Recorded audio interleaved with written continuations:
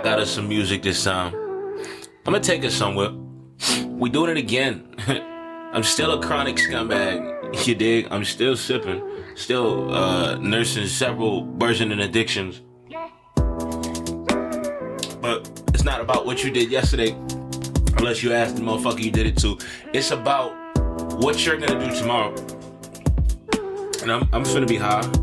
I won't be drunk, probably. You know what I'm saying? I'm in the bottom half of a binge, you know what I'm saying? You know, you hit the upper edge and you peak and then you come back down, like, you know what I'm saying? I've always described myself sort of like, if I was to describe my drinking habits, as somewhat of a binge drinker and then somewhat of like a social drinker too, where it's like I can hold my liquor. And as many of you know, one of the only ways you can get to the point where you can hold your liquor is having consumed far more than you probably should have. But that's what's up with me, bro. Like, I got a coffee sitting right here. I got a left-handed cigarette, a marijuana cigarette, hand-rolled. Is there another one? Nah, yeah, we got pre-rolls nowadays. Hand-rolled, and I got a little bit of liquor. You know what I mean? Something I can sit in some juice. You understand what I'm saying? So I can talk to y'all, give y'all what I got for you. But it takes a lot to keep me going. I'm not you other niggas. Alright? I can't just wake up and do it off the love. I don't do things off the strength. We don't meditate the way we supposed to. And we got a lot of shit to do. You understand what I'm saying? We don't give a fuck about none of that shit. Also, am I famous yet? I'm from New York City. A few bomb drops is really all it should take for me to be a staple in the community. Make some noise. Make some noise for me belittling legendary figures in the community like I don't know what it is they're exactly famous for when I am quite familiar. But this the personal joint. This me, ain't it? This don't even really reflect the values of the network. I don't know who owns the network. I don't know. This don't reflect the values of that, right? This ain't that, or is it? You tell me. You decide. I just. It's been a long week, man. It's been a long week, incredibly so, as I know it has been for many of y'all. The mental health journey that we have undertaken from the day we were born, we still, you know what I mean? We still going through it. You know what I mean? Still making mistakes we thought we was past making. You understand what I'm saying? Still sometimes falling victim to some of the bad habits that we thought we broke. But ultimately we straight, ain't we? I don't know, man. But for me personally, it has been a rather long week. But we're going to try to talk about what we can today. You know what I'm saying? We probably going to talk about some video games.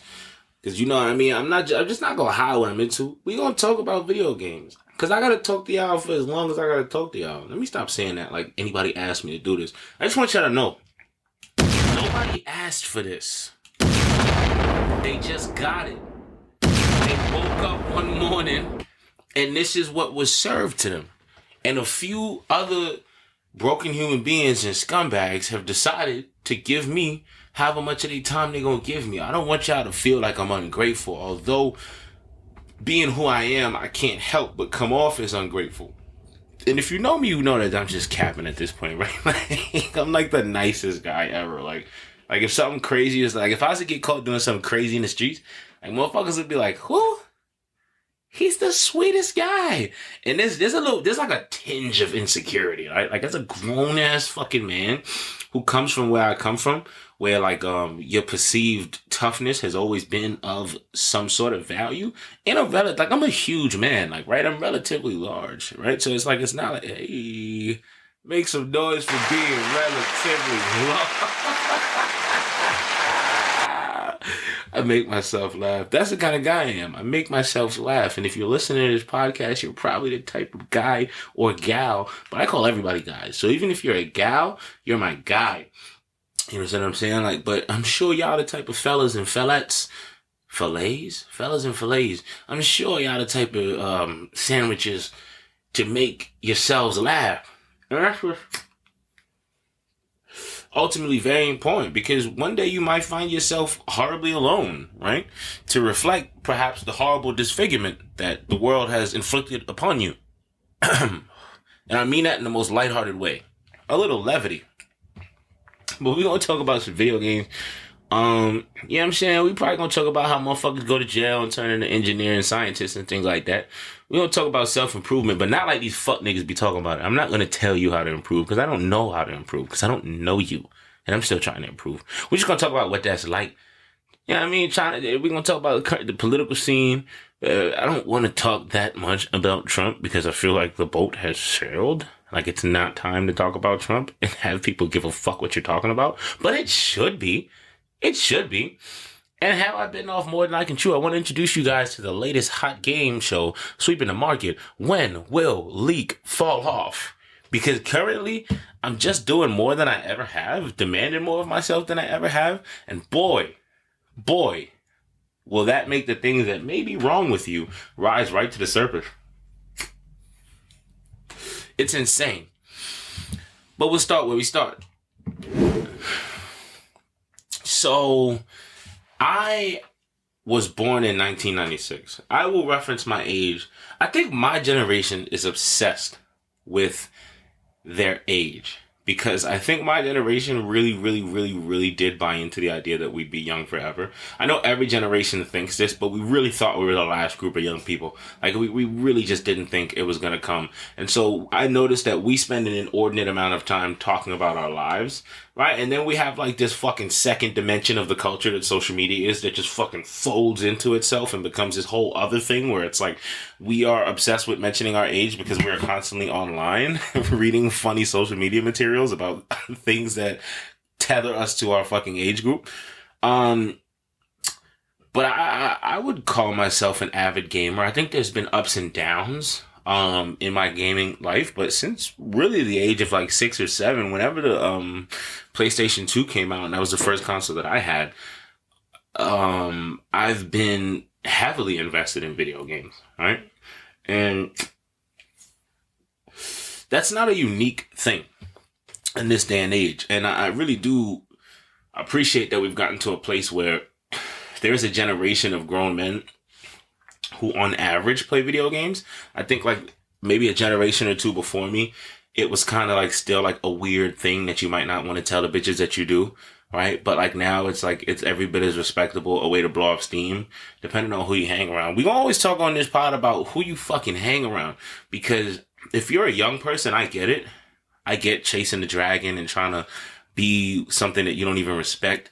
But we really do gotta watch who we hang around. You're so afraid to be lonely when you don't realize that only when you separate yourself from certain things and certain people will you free yourself up to, oh my God, am I the certain things and certain people?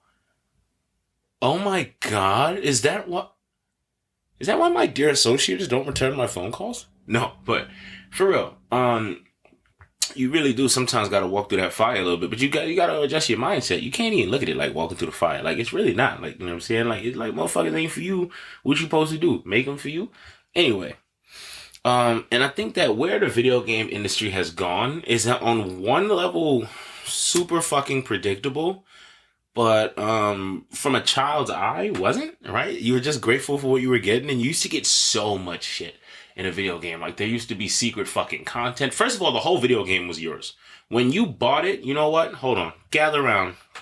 I'm about to tell you motherfuckers a story. And if you're my age, I'm preaching to the choir. But I want to talk to any youngins that might be listening. And maybe my old heads like me. I'm 27, call myself an old head. That has some 30-year-old nigga furious in his house. But let me serenade you a little bit, young blood. See, back in my day, you'll pay $65, including tax. You'll pay $65, $59.99 sticker price for a goddamn video game. And I swear to God, it was the whole game. Nothing but the game. Swear to God. You would get extra outfits, secret unlockable content, anything you could fucking imagine that you would have to pay for now. You would get it. And not only that, like the final version of the game. Like, you would get the final fucking build. Like, you would get a finished video game. I know. I'm not trying to say my generation did it better when it comes to that when I was a child, right? Like, my generation of children. I'm not going to say that we was doing it better than y'all, but y'all can't fuck with us. Y'all don't understand. it's hard not to enjoy. It's hard not to enjoy the memories of these wins, that the things that are commonplace. These should not be W's. But having the whole fucking game, having an incentive to play the game maybe more than once upon fucking release, because there was no fucking opportunity later. Like, the tech industry has like convinced us that the update is the most magical fucking thing on the planet, and everything. You know, I'm all about areas of gray. I'm not gonna sit here and act like I don't see the value in that stuff. Because I do. I'm not going to act like I don't see the things that the update have afforded us.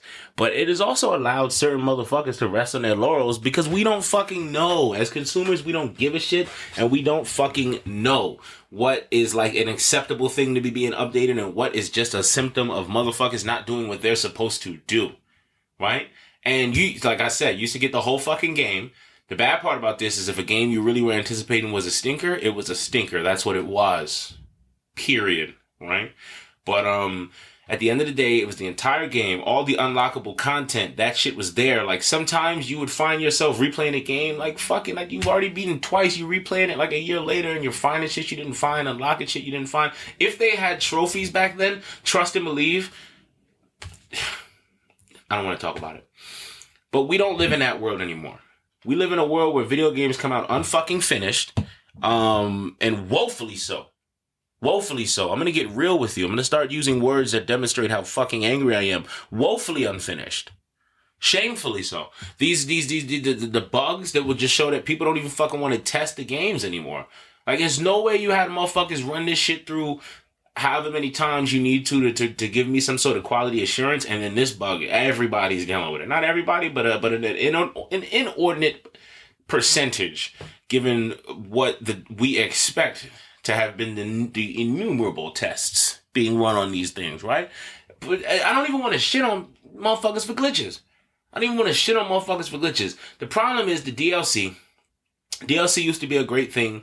It's been taken to the extreme. It's been taken to this capitalist extreme. I'm tired of having to pay more than I paid for the game at launch, and I'm tired of being seduced to pay more to pre-order something with this like access to the DLC, which ends up becoming a good bargain because they're going to charge you fucking twice the price, right? Maybe they're throwing $10 on that fucking deluxe edition, but they were going to release every piece of DLC that you got for that deluxe edition. They was going to make it like buyable for like $5 a pop, and it's like 4 things. So it's like, we know what's being done. We're getting games that no one asked for.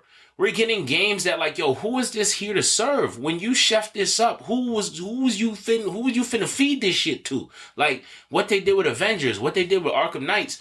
I'm saying though, like, right, when motherfuckers said they wanted an Avengers game, you know, my dumb ass bought the fucking Avengers game, spent my fucking hard-earned money on that shit. I bought that shit thinking like, yo, this is like the fucking sequel to Ultimate Alliance. Alright? Like, well, not the sequel because they had one, but like, this is like the new Ultimate Alliance, and with the new tech and graphics and shit like that, this is what we've been waiting for. Yo, I didn't do my research, man. I bought that shit day one without any fucking real research, and that shit is a fucking like, that shit is like a fucking pay-to-play piece of shit. It's just garbage. It's absolute fucking hogwash. It's the type of shit that these video game companies will come out now where I have to fight endless versions of the same fucking enemy in order to like fucking like EXP farm to do this and that and the third, and the most shallow RPG mechanics you could ever fucking think of. Just a real waste of fucking space and really a robbery of the people, right? Like, who made this? Who is this for? Who wants to play this? Who wants to sink all their fucking extra money that on top of the money that they spent? Like, video game prices have not fucking budged. They've not fucking budged. They've only recently went up.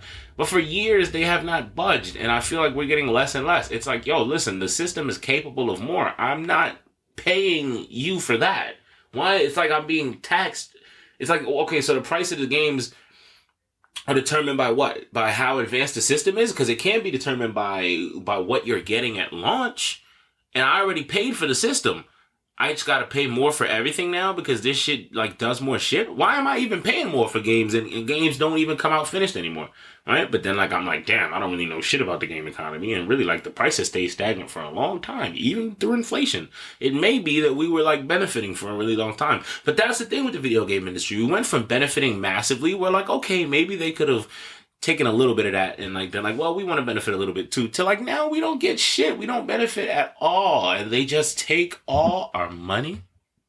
They just take all our money and then I have to scream at a cloud to the 4 of you that are fucking listening about this nonsense. And I think every generation of gamers is subject to nostalgia goggles. But there are so many tangible differences that don't seem to simply be a byproduct of the industry as it was always destined to go.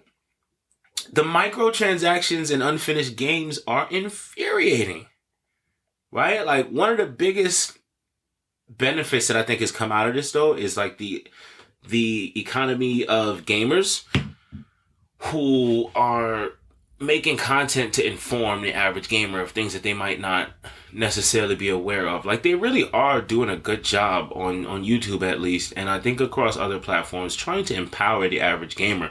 And that makes me really, really happy because, you know, a lot of that didn't exist in that way before. And like, it warms my heart how geared some of the, because some of them just want to be fucking famous and they're whores and they just want to be next to their favorite video game companies and this and that and the third. And there's nothing wrong with being a whore. So I'm not shitting on them for being corporate shills and whores, but my thing with that is they're just not a part of what I'm talking about. But I love that, like, you've got situations where people are just literally saying, like, yo, listen, this isn't worth buying right now. Wait till the price comes down, save your money. Like, I love how that little space is, like, really focused on, like, saving people's pockets. Because a lot of the people that consume these games are children. Not only that, a lot of the people buying them are their parents. And then you got the adults that play these video games as well, where it's like, listen, everybody doesn't necessarily have disposable income to just throw away at these things, but still we choose to because we truly do enjoy them and they provide us some sort of catharsis. And when you're enjoying things like that, the more capitalism that is obviously thrown in your face, because I'm a grown ass man. We all understand that some of the things that I enjoy are like that are attached to childhood memories that I have imprinted on are like solely the product of corporate greed and capitalism. Like I don't divorce that from my understanding of things, but we don't want it thrown in our face at every fucking turn. I buy 2K every fucking year and I have to account for so much. I can't just be like, all right, I'm going to drop $75 on 2K. No. How many bills do you want to make? I don't even stream. Like, I'm thinking about it, but I don't currently stream. There's no return on investment for me. The return on investment is the enjoyment I get out of playing the game. And I lose a significant amount of my enjoyment when I have to drop fucking $100 extra. When I have to drop $100 extra to have 3 good fucking bills that are ready to play in the fucking wreck before 6 months. That's intense. The devaluing of the virtual currency is just like, oh my goodness. What are we doing here? And what, like, I see streamers complain about it and they're making a shit ton of money and they're going to invest that money anyway. Imagine how your average person feels. Like, you used to be able to load up 2K and have a great My Career experience. And I'm not even talking about the online component right now. Like, My Player used to be the shit as a single player experience, and it is no longer that. And I think that the greed that these companies have displayed is almost a direct result of that. Like, I resent the fact that GTA 5 Online is so popular. I really resent it. And it's easy for me to resent it because I don't play it. I just told you I'd give my money to 2K as often as they ask for it. So I'm not immune to these things. You just have different perspectives based on what you entertain and what you don't. I'm a huge fan of GTA 5. I beat that game probably 5-6 times. The story mode is phenomenal and I could replay it at the drop of a hat anytime I want. Same with Red Dead 2, but the online portions of those games, oh no. You're not getting my money for this fucking lesser experience. And then like and then on top, and again, this is all subjective. If that's your bag and you have like the time of your life, I know people that are still deeply entrenched in GTA 5. And I'm not even talking about the modder community. Like the modder community, like, all right, this is a like new product and you're fucking manipulating the DNA of this thing and making it something it's not. That's even better than what you got, right? You're using the bones, right? And you don't get credit for making the skeletal structure of this thing, but you have turned it up, right? We're not even talking about that. Like I'm talking about just a straight up butt ass naked version of the fucking game. And they're sinking hours and hours and hours into that online, and that I can't do. That I can't do. It is just, to me, so shameless. But I'm not judging motherfuckers who do it. It's motherfuckers that I respect who sink countless hours into that shit. Just could never be me. But like I said, I'll go run around and do that shit with 2K. It is what it is. The community is in shambles. And I don't know what to say or what to make of it. But it warms my heart to see independent game content creators on some level refusing to sell out, even reminding consumers to treat something so tied to their emotions and dopamine as what it is, an entertainment product. Not worth $70 is the most beautiful shit you can hear, because it begs the goddamn question. I'm not this content has to all be this way or that way, but it has to, for me, if it's fucking compelling, it begs a question. At the very least, beg the question. Like, I'm going to drop my money on this shit anyway. Half the time I'm watching reviews for a game I already bought. And I don't watch 10 good ones, and I'm just looking for the bad one to be like, let me make my decision, a more educated decision on what I like and don't like about the game, and let me have some of the tools to express myself, right? So like, but there's something pure about somebody making gaming content, telling somebody that like the new hot shit that 90% of people are just going to go out and buy brand new for $70. Like, at least just saying like, yo, listen, it's like, I make YouTube content off this. I make money off of it. For me, it's worth it to review in tandem with everything else I'm doing. But like, I just don't think, like, if you're struggling to make ends meet, if you're living check to check, that you should go spend $70 on this right now, especially when we know it's going to come down in price. That warms my heart to hear. All right? The kiddies aren't going to pay attention to that, because kiddies don't work like that. A lot of the people won't pay attention to that, because if you want something, you want it. And like, a lot of the times these things are our catharsis. Like, we need them, we think, or we imagine, or this is just, it helps us, right? These things are important to us. We're introducing them when they're young. I'm not talking about the efficacy of that. That's not what I'm here to do. It's not, these aren't questions I've answered. But I tell you what, one thing that blows mine that motherfuckers talk about in reference to like superhero games specifically, because we gotta celebrate the new Spider-Man came out. And I know a lot of y'all niggas have issues with it. I don't have that many issues with it, but I've heard respectable people state their positions and their issues with it, and I'm not necessarily prepared to debate them on that. Now, I did run into this really, really weird video regarding like people feeling like there was like an MJ developer insert into like how like Mary Jane looked. And if I'm getting too niche for you, just ride this out with me real quick. You know what I'm saying? Just cool out. You know what I'm saying? I'm here to serve everybody. I got you. I might talk about some fuckery next. You might like that. And it became this really weird video, and because the whole Spider-Man franchise right now, as far as the direction that Sony is taking it, is really, really, really pro LGBT. And I'm not saying that pejoratively. I'm not saying that in a negative fashion. It is just taking a clear stance that it is pro LGBTQ, which obviously aligns with my philosophy, right? I'm not gonna. What am I gonna say? Like, I'm not gonna argue this too much. I do see the arguments of pandering. I understand what pandering is. I'm not somebody who doesn't believe that you can be pandered to, nor am I somebody that can't see pandering when it's geared towards communities I support or my community. But it's just not, doesn't seem like Spider-Man has gone too far yet. Like there have been some weird oversights, right? Like the Cuban flag with the Puerto Rican flag, but even that is like kind of understandable, I guess. If there's like not a Puerto Rican working on that exact thing, I don't know, but it doesn't feel like they've done anything overtly that's gone too far. Like, yeah, they've gone out of their way to center in a real way marginalized groups. But like, the one thing I will say is like, yeah, they're wilding with MJ. First of all, the MJ missions were garbage. We all knew it. Nobody wanted to play through them, and I was so mad that there wasn't a skip the MJ missions button, like there was a skip puzzles button, because the streets needed that. The streets needed that, and they put. But you know what? They made the MJ missions more compelling and dynamic by totally throwing, just totally fucking walking on the back of your suspended disbelief, right? Like the idea that Mary Jane is running around with one piece of Sabletech, with a souped up Sabletech stun gun. Spoilers alert. That like eventually she's able to turn into like a sonic blaster, and you get to play like a junior third-person shooter stealth type of vibe where you're fucking gunning symbiotes down.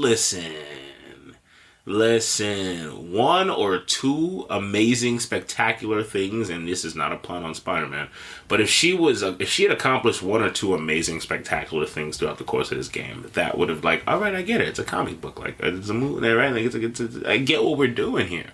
All right, tell the story. I love where you're going. All she does is impossible shit. The whole game, all she does is impossible shit. Like, almost everything she does is more impressive given her fucking circumstances. Almost everything she does is more impressive than anything the superhumans do. She colder than Venom. But she don't got superpowers and you don't want to play as her. So what the fuck are we doing? That I get. But the rest of it, I think y'all niggas are kind of tripping. But if you're a listener of this podcast and you hold that opinion, then I'm not here to ruffle your feathers or rock this boat. I'm just here to tell you how I feel. And I feel like it ain't too much. It's too much if you make it like kind of your mission to avoid things that are gay. But, or things that are not, things that represent marginalized communities, like the centering of Haley, the mute girlfriend of Miles Morales. Like it is what it is, baby. Like these people exist, right? Like it's not the worst thing in the world for them to be represented in media. Like I don't remember the last time a main character in anything that I've consumed was a person who was able to speak, who was in a relationship with somebody who couldn't.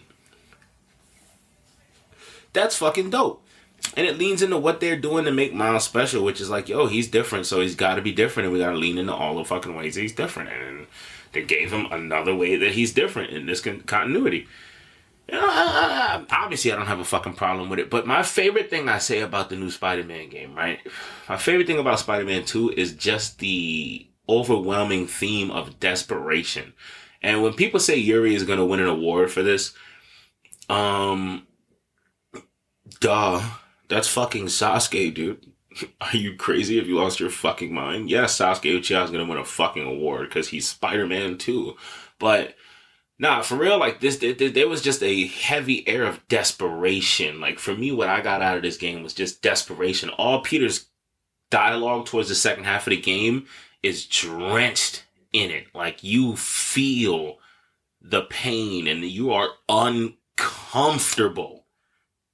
You're uncomfortable during fights. The things he's saying during some of the last fights of the game, right? Like when he's fighting Venom and he won't talk to Venom. The only time he talks to Venom and says Venom is when he's trying to goad the symbiote into coming to face him. While he's fighting desperately to try to destroy Venom without destroying Harry, that dialogue is so pointed and so gut-wrenching that you feel fucking intrusive. You feel intrusive being there. You're almost like, man, I shouldn't be hearing this. I shouldn't be seeing this. Like, it's fucking tough. It's difficult. The nerd in me played through the back half when Miles gets the new suit. The nerd in me played through with it just because I was like, this makes thematic sense. But I don't like it. I don't like the suit. I don't. I'm one of those people that gets a real kick out of Miles being like Spider-Man, but not Peter Parker. Like it does something for me to like see his spider suit and know that like that's him under there. Right. So like a part of the appeal is how similar his suit is to Peter's, but how iconic it has become to him and how it immediately makes you assign a different personality to this spider person, of whom some would argue there are too many. But it becomes it becomes a lot when we trying to do too much, right? Especially with like beloved and iconic designs to go to something like just so like who that's not that new costume is not cool. Like it's not a cool costume. I know some of you may think it's cool. I just don't think you're cool. And that does you don't have to be cool. I'm not cool. I'm not a cool guy. I just don't think the costume is cool. But other than that, I love the game. I can't give it a number ranking. I'm not qualified to give it a number ranking. But this has been such a long-winded way to get back to my original point, which is that stop telling me you can't make a good Superman game. I'm so sick and tired of hearing that because it is fucking giving all these pussy-ass companies all the excuse they need to not touch that IP in a meaningful way and give it the love and care that it deserves. You can make a good Superman game, right? First of all you people that say Superman is boring, fine, whatever. What do you want me to say? What do you want me to say to that if you think Superman is boring? I totally get it. I honestly understand that. Like, I just do. I understand what you mean. I don't agree. I think Superman's cool as fucking shit. OP as fuck, but cool as shit. And you just gotta give him larger level threats to deal with. You just gotta ride around it. And like, that is what's cool about Superman is that like, yeah, he's got all the fucking powers, so you gotta write something really fucking good. Superman is incredibly strong, so you gotta write something really good. Boom. Go ahead. Do it. No pressure. Right? But you can make a good fucking Superman game. And they go, well, who would he fight? The bosses, I don't even think, like, I think you're dick riding if you're asking who would he fight from a boss perspective. Like, they're a Superman level threat in the fucking DC universe. Don't fucking do that. But if you're just talking about, like, average crime stopping, number one, everything doesn't have to be fucking Spider-Man. You don't have to stop regular crimes in the fucking game. Right? They can find other things for you to do, but they probably want it to be an open world and they want you to be Superman responding to crimes, which I think is a good thing. I think they should lean into how fucking OP is, lean into how advanced the new technology is on these systems, and just make you do amazing, crazy shit to people who you're way stronger than without killing them, right? But like the appeal can be like what happens, like what you're watching what you're watching Superman do. What you're, inputting commands and watching him respond. Like, there's something about feeling that awesome. Like, there is no superhero who you could feel that powerful with, right? So, like, fuck it. I think it can be done, and I don't want to bail these motherfuckers out. Like, I think it would have been significantly harder before the tech has reached where it reached now. And I'm not sucking off the tech indiscriminately here. I'm just saying, like, you're running out of fucking excuses, right? What's happening is most of these fucking probably there's some corporate mechanisms behind the scenes that are stopping us from getting a true Superman game, or having had one in a while. But also, I think that it's fucking like pussyfooting around and not wanting to be the company that puts out a flop Superman game and not really caring enough to make a badass fucking Superman game. And that's fine. That's fine. But stop bailing these people out. I don't like it. I don't think it's right. I think that we could hold these motherfuckers a little bit more accountable. I'm sorry. I'm a dick rider. I know. But you know what's always on my mind sometimes, bro? The ingenuity of motherfuckers in jail and prison. Like, motherfuckers get into jail and shit and turn into real MacGyvers, bro.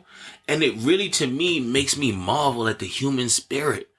Like the human spirit and the human condition, like to have just like what has become as like the things that we do instead of like the shit that like apes do, right? Like what is our equivalent of like using like using a rock to break something or just like making like basic simple tools just extends to like such an advanced level where it's just like, damn, a motherfucker don't know shit about engineering and mechanics and none of that shit before he get locked up and he in there making tattoo guns.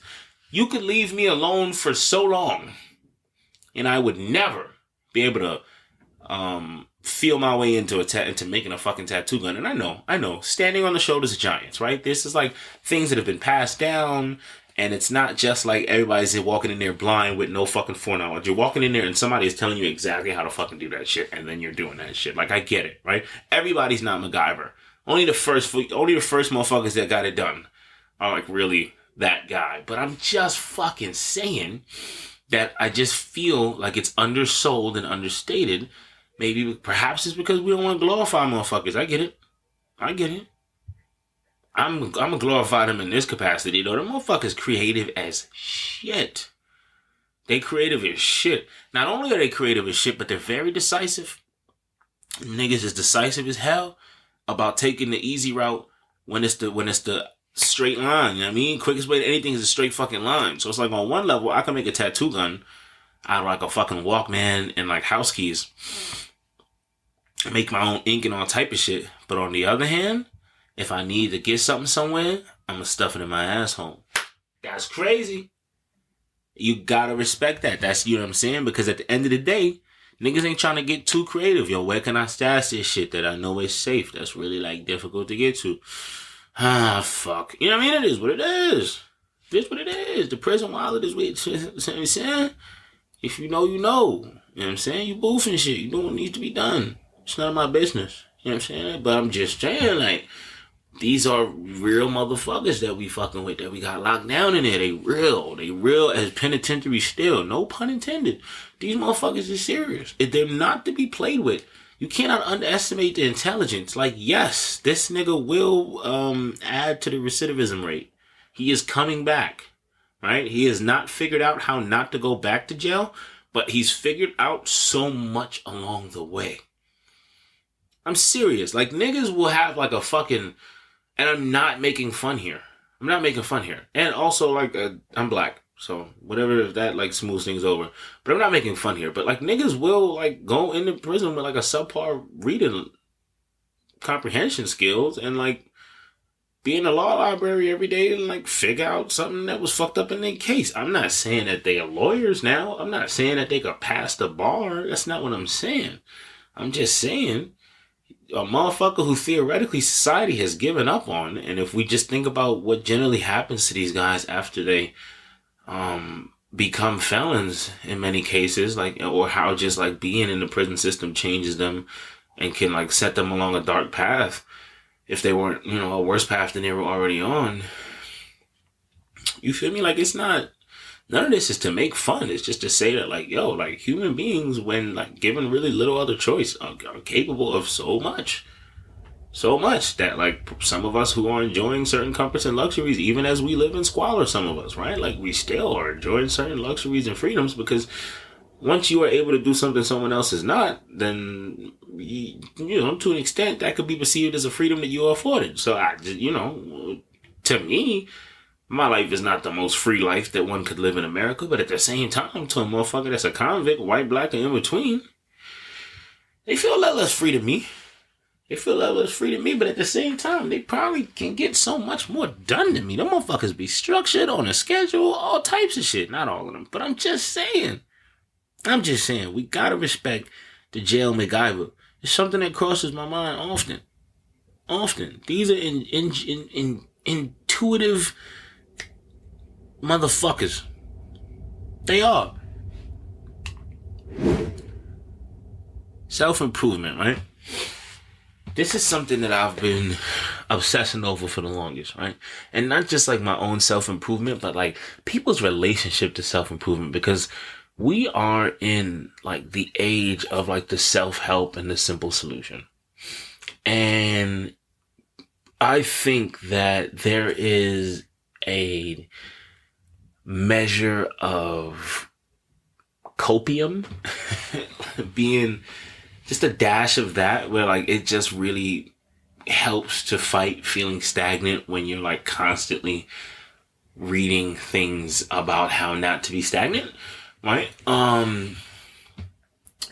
But it is just, to me, remarkable how when you try your hardest to get at the heart of some of the things that you need to improve on, they're really more simple than you make them. And I think that that's part of what we do when we read self-help, is we're looking for a simplified breakdown, like something that we can take with us and follow and use, right? And that to me is totally understandable. But it's like when you hone in on some of the problems and you try your hardest, and you could achieve this through therapy. You could do a lot of different things. This is not, what I'm saying to do is not easy at all in any measure. It's not something that I have succeeded at 100% of the time. It's not something that I will succeed at 100% of the time, but I just feel like things get real simple when you start to examine yourself for who you are and appreciate the things that are good, but also look real honestly and earnestly at the shit that is not. I think that like that's kind of where it all fucking starts. And I don't know. I feel like we all have this personal relationship to self-improvement, and we also have like shames about self-improvement. Like, why am I not already here? I have peers that are doing this. I have peers who have experienced this. Like that's really difficult to deal with as well, right? Comparison is a thief of joy, but at the same time, it is difficult to get an understanding of anything without a reference point, but it's just hard because you have to look at things in a really honest way. But oftentimes, I think it's really just about the small things, and then you build from there. It's tough because you get real comfortable doing the small things and then you don't want to build, but I feel like it's about the small shit, and from there you build, because I feel like grains of sand make a whole heap, right? And I despise aphorisms, but I'm getting old. I'm getting older, and they make a lot more sense, right? So it's just like the ones that work, and the ones that don't. But grains of sand make a whole heap, right? So some of those small habits that you have are translating into larger aspects of your life that once the problem has manifest, you can no longer perceive as those small grains, but are still at their core those small grains. You can't get the heat without the grains, nigga. That's what I'm saying, for real. And I think that it's hard to own that shit, man. Like, I've been somebody that people had to throw away, man. Like, that's a tough pill to swallow. And you could go to some really dark places and you might not never get out of those places. And it's not, please don't take this as like, nobody's wrong for doing that. I've been in holes that it was not another person's responsibility to dig me out. Or I've been so toxic that I would advise anybody, if I didn't know myself, like if it wasn't me, I would advise anybody else to just fucking like cast me to the side as a friend, as a lover, whatever. But like, you gotta get to a point where you could deal with those things and where you allow yourself to move past them, because it serves nobody. If you can't reconcile with people, or people can't forgive you, then that is what it is. You still have a responsibility to yourself. You still have a responsibility to the people who stayed, the people who love you, the new people you meet along the way, family, if you have family, or if you're close with your family, and the people that you touch and impact every day. You still have a responsibility to do that. You still have your responsibility. Like, if you are who you think you are, if you are who you say you are, you still have a responsibility to show that, to demonstrate that in the way you live your life.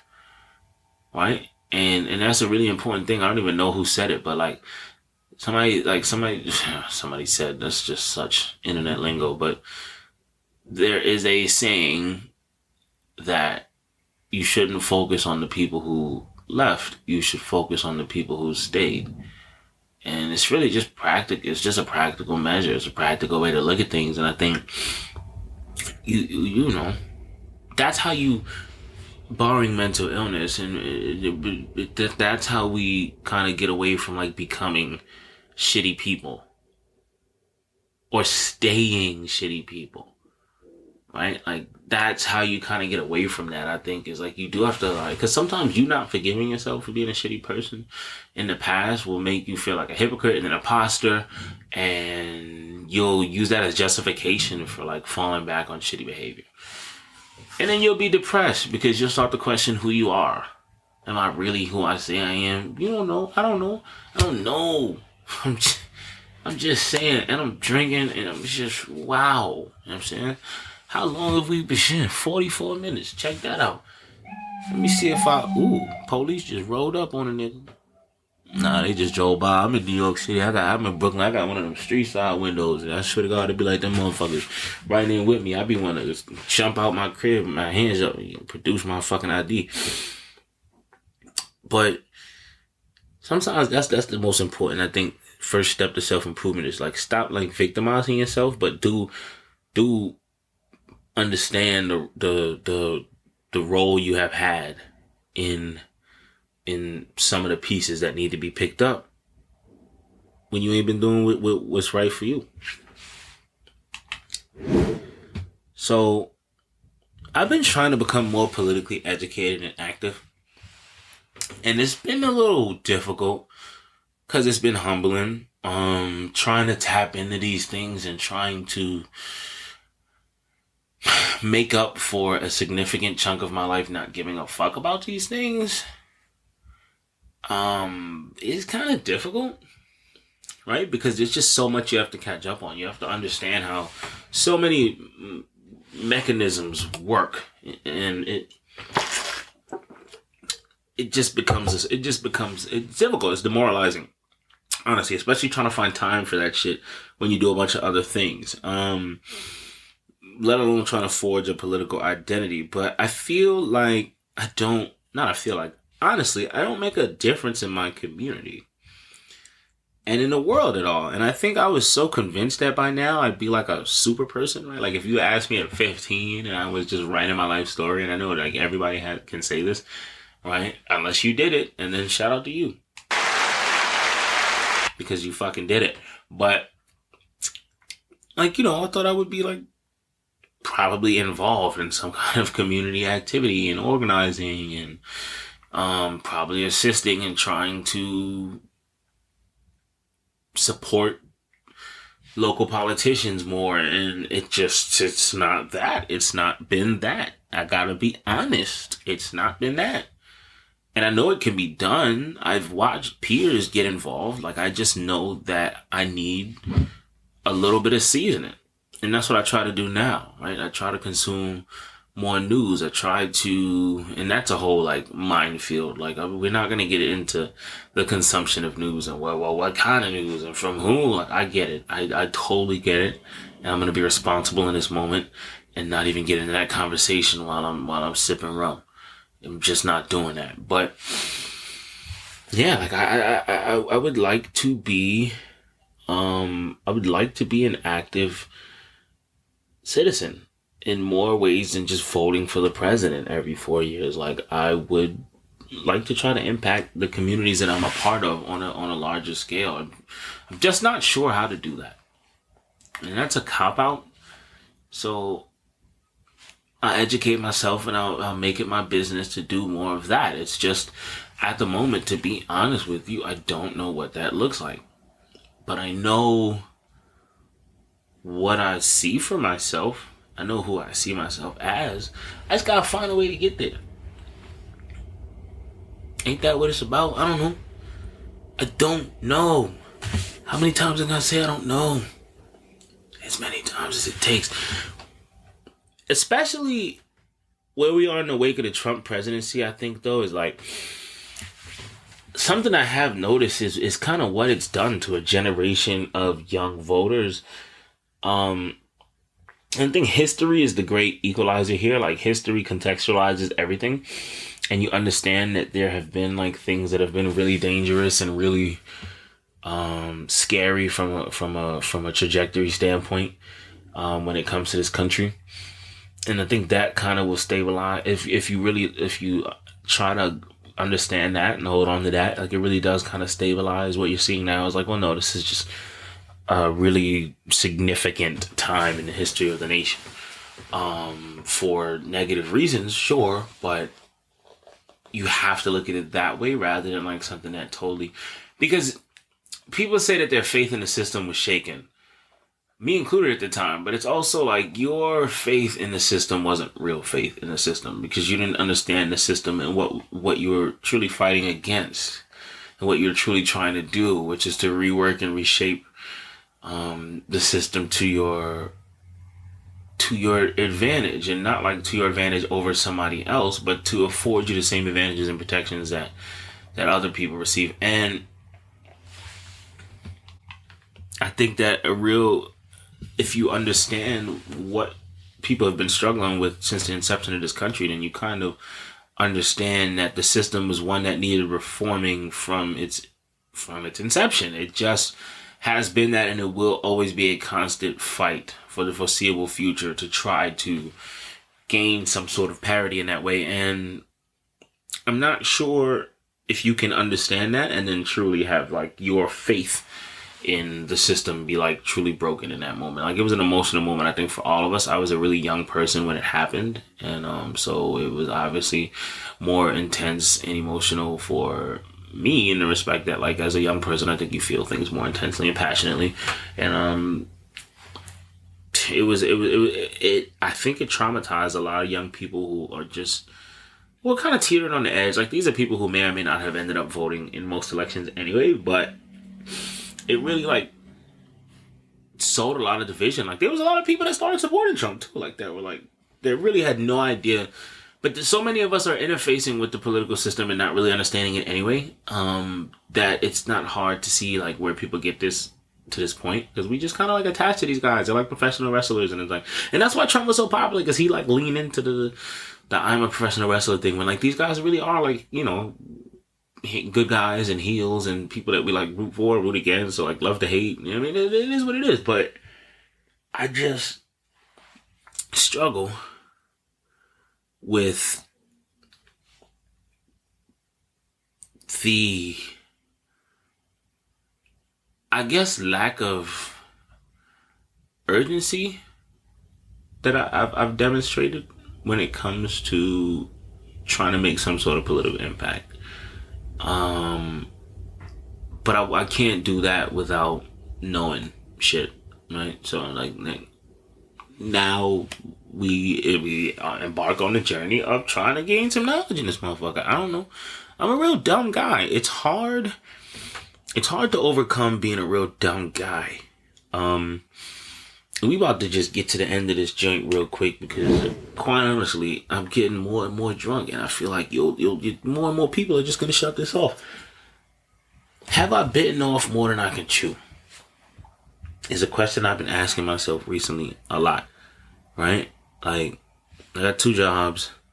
I'm committed to the gym, right? I'm in the gym 3 times a week at least, right? I run 3 podcasts essentially. Like, I'm doing the best I can to live the most productive life I think I've ever lived. But it's scary a little bit to me, because I feel like 2 years ago, even summer last year, like, I wasn't handling my responsibilities really at all. Not the way I should have, and there's reason for that, but we don't make excuses. But now I'm trying to do so much that it kind of scares me, because I feel like I need to build more of this foundation of being able to depend on myself, because in the past I haven't been able to depend on myself, and I'm in a position right now where I really need to be able to depend on myself in all aspects of my life, and I need to come through for myself in a way that I never have. But I'm also allowing my friends to be there for me in ways that I never have. I'm also allowing myself to be confident and happy and optimistic in ways that I haven't in a long time. Like, so I'm hoping that anybody who will sit through me talking to myself for an hour is somebody who's also like probably doing some measure of reflecting, and just feel similar to me in some way, or can relate, or maybe you can't relate, and it's just a perspective that you hadn't considered, and you're bored at work. I don't know. What I do know is I went and got that theme music for you. I did that. I went and pulled up for you. I did that. I put some coffee on the pot. I did. You see, oftentimes we forget.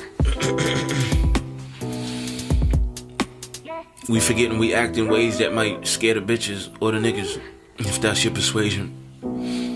But you don't have to. It's the Five Podcast, nigga. Respect. Yeah, man.